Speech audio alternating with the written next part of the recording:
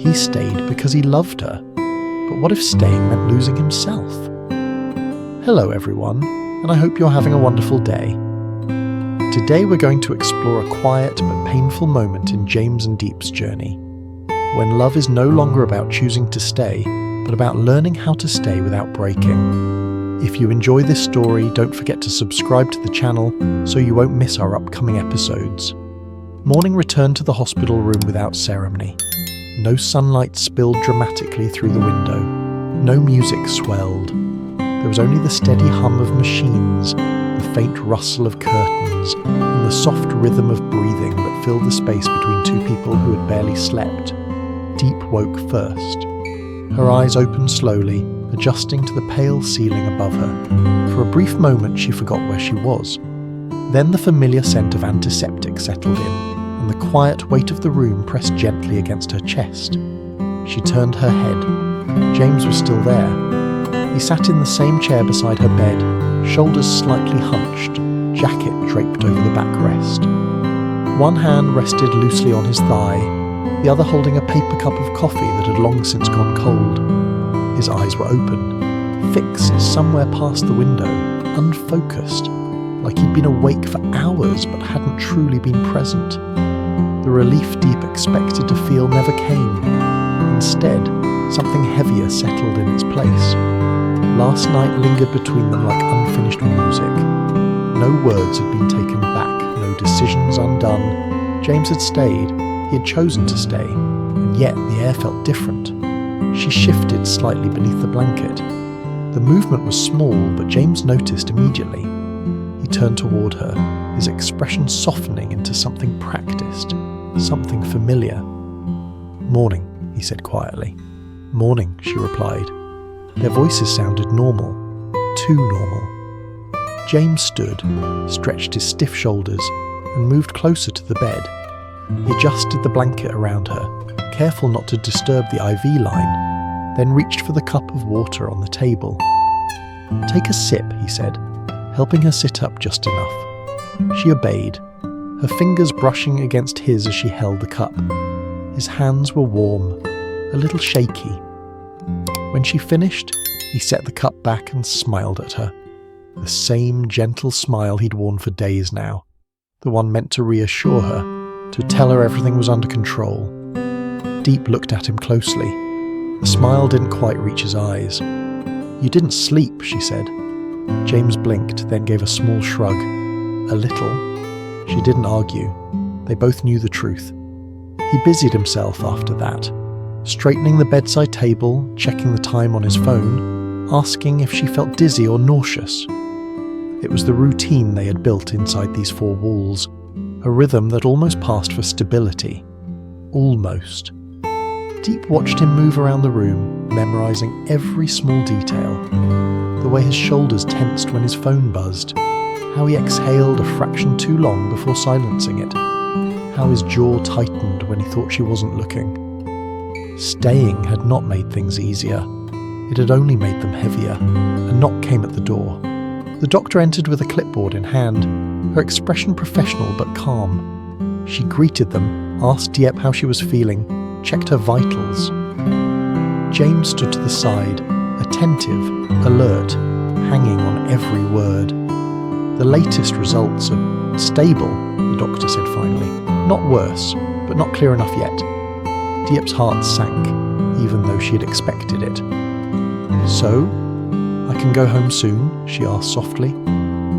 The doctor hesitated, a pause that spoke louder than words. "I'd recommend staying a bit longer," she said. "Just to be safe, a few more days. We want to observe." "A few more days?" James nodded immediately. "Of course." Too quickly. The doctor offered a reassuring smile before leaving the room. The door closed with a quiet click, sealing the sentence inside with them. Silence returned. James let out a breath and ran a hand through his hair. "Hey," he said lightly, turning to Diep. "It's fine. A few days is nothing." She nodded, but her gaze drifted away. Nothing? For him? Maybe. A vibration broke the stillness.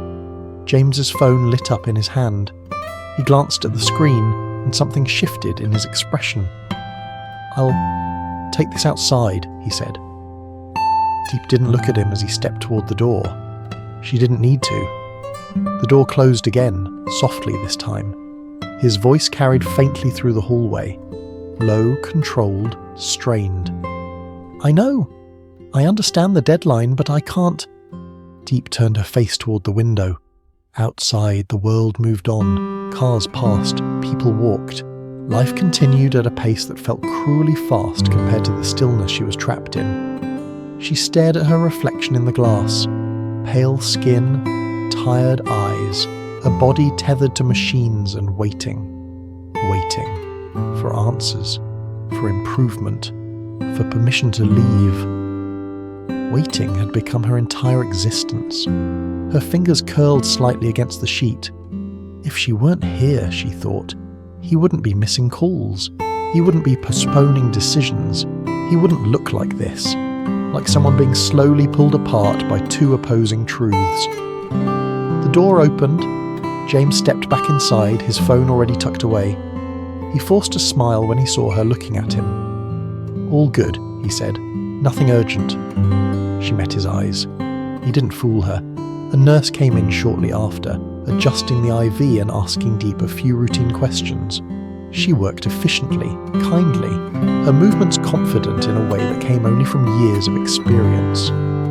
As she finished, she glanced at James. "You've been here non-stop," she said casually. "You should take a break when you can." James smiled politely. "I'm okay." The nurse didn't press, but her eyes lingered on him for a second longer than necessary, seeing more than he said. When she left, Diep spoke before the silence could settle again. "James," she said. "Yes?" "You don't have to pretend." He froze. Slowly he turned to her, his expression guarded. "Pretend what?" "That you're fine." For a moment neither of them spoke. Then James sat back down in the chair, rubbing his hands together. "I chose to stay," he said quietly. "I'm not pretending." "I know," Diep said. Her voice trembled despite her effort to steady it. "That's what scares me." He looked up at her then, truly looked. She swallowed. "You stayed because you were afraid to leave, not because it was easy." His eyes darkened. "I stayed because I love you," she nodded. "And love shouldn't look like exhaustion." The words hung between them, fragile and dangerous. James opened his mouth and closed it again. He leaned back, staring at the floor. "I'm tired," he admitted at last. "Not of you, not of this. Just tired of being afraid that if I step away for one moment, something irreversible will happen." Diep felt her chest tighten. "I don't want you here because you're scared," she whispered. "I want you here because you're whole." James reached out and took her hand, his grip firm but gentle. "I'm here because I choose you," he said. "Every version of this, even the hard ones." She squeezed his hand back, tears burning at the corners of her eyes. Outside, the machines continued their steady rhythm. Inside the room, love remained, but no longer untouched. And somewhere between staying and letting go, a new question quietly began to take shape. The room felt smaller after that, not because the walls had moved, but because something between them had shifted, subtly, irreversibly. Love was still there, steady and real, but now it carried weight, awareness, consequence. James stayed quiet longer than usual. He didn't let go of Diep's hand, but his thumb no longer traced idle circles against her skin. He stared at the floor, as if the answers he needed might be written there. Diep watched him in silence. This was the James she rarely saw, the one without solutions ready, without reassuring words lined up in advance. The man who stayed not because he was strong, but because he was afraid of being weak anywhere else. "I don't want to be the reason you disappear from your own life," she said finally. James looked up sharply. "You're not." She shook her head. "You haven't been anywhere else in days. Not really." "I don't mind." "That's not the same as being okay." Her voice wasn't accusing. It was careful, almost tender, as if she were afraid the truth might shatter something fragile between them. James leaned back in the chair and closed his eyes for a moment. I keep telling myself I can hold everything, he admitted. Work, you, the waiting. That if I just stay alert enough, present enough, nothing bad will happen. He opened his eyes again, meeting hers. But I'm exhausted, Diep. The word hung in the air. Exhausted. Not tired. Not stressed. Exhausted in the way that came from holding your breath for too long. She squeezed his hand gently. Then why don't you rest? Because resting feels like letting go, she inhaled slowly. And letting go feels like losing me? Yes. The honesty in his answer hurt more than any denial could have. A soft knock interrupted them. The door opened and a nurse stepped in. Older this time, her movements slower, more deliberate. Diep dozed in and out of sleep, waking each time he returned, reassured simply by his presence. Yet something inside her remained unsettled. When evening came, the sky outside the window turned a pale blue-grey. The hospital lights flickered on, washing the room in artificial calm. James sat beside her again, scrolling through his phone without really seeing anything. "James," she said. He looked up immediately. "What is it? Are you feeling okay?" She nodded. "I want to talk." His posture straightened. "Okay." She took a breath. This time she didn't rush. "I don't want you to leave," she said carefully. "Not because I don't need you, but because I don't want you to stay in a way that breaks you." He frowned slightly. "I don't understand." She turned her head toward him fully, forcing him to meet her eyes. "I'm not asking you to go," she said. "I'm asking you not to disappear." His confusion deepened. "You can stay," she continued, "but not like this. Not like you're holding your breath every second. Not like you're afraid the world will end if you step outside for a moment." James was silent. "I need you here," she said, "but I need you whole." He leaned forward, elbows on his knees, hands clasped together. "And if something happens while I'm gone?" he asked quietly. Diep swallowed. "Then it happens, whether you're standing here or not." The truth was cruel in its simplicity. James closed his eyes again. For the first time since they had entered this hospital, he let himself imagine leaving the room. Just for an hour. 2, letting the world exist without his constant vigilance. The thought terrified him. "I don't know how to do this halfway," he said. "I either stay, or I don't." She reached up and touched his cheek. "Then learn." His breath hitched slightly at her touch. "Staying shouldn't feel like punishment," she said, "and leaving shouldn't feel like betrayal." He looked at her then, really looked at her, not as someone fragile, not as someone he needed to protect from every possible outcome, but as someone choosing him, honestly, bravely, imperfectly. "You're stronger than you think," he said quietly. "So are you," she replied. Outside, footsteps echoed down the hallway. Somewhere, a monitor beeped irregularly before settling back into rhythm. Life went on, indifferent to their moment. James stood slowly and walked to the window. He stared out for a long time, hands in his pockets, shoulders tense. "I don't want to lose myself," he said finally, "and I don't want to lose you." Diep watched him, her heart aching with love. "Then don't choose one," she said. "Choose us, the real version, the one that breathes." He turned back toward her. "I'll go home tonight," he said suddenly. "Just to shower, sleep a few hours. I'll come back in the morning." Her eyes widened slightly, not with fear, but surprise. "You don't have to."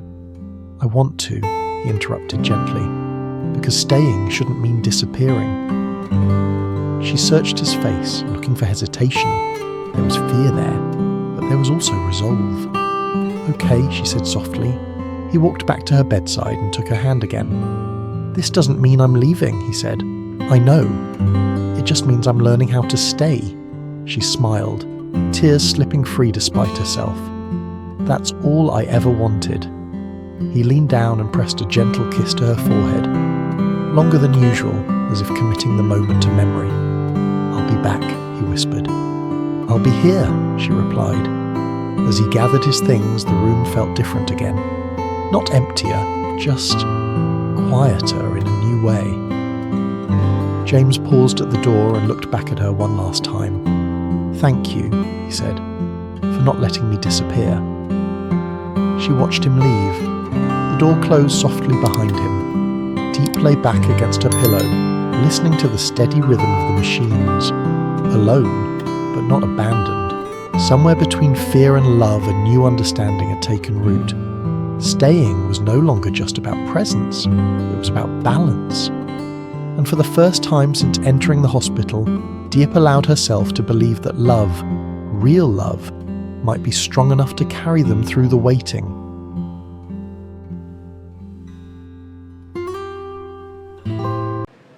Xin chào mọi người. Trong tập này, Linda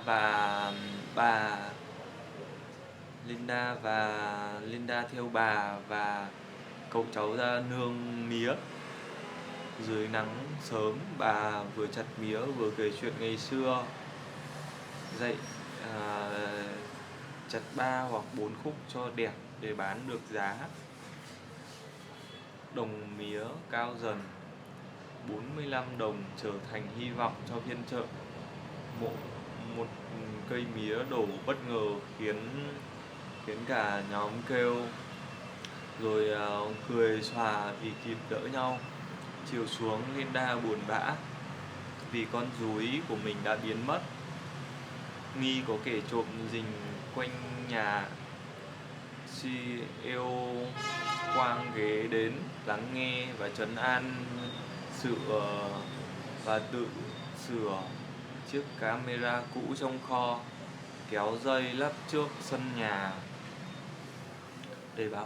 để bảo vệ cô. Đêm đến, Linda nấu cơm nếp cẩm mời anh ở lại ăn. Hai người trò chuyện lòng ấm lại. Quang kể áp lực công ty, camera nháy sáng, bóng lạ thoáng qua, và không biết Linda có sống sót qua được đêm nay không. Mọi người nếu thấy video hay, hãy cho mình một like, một subscribe. Cảm ơn mọi người nhé.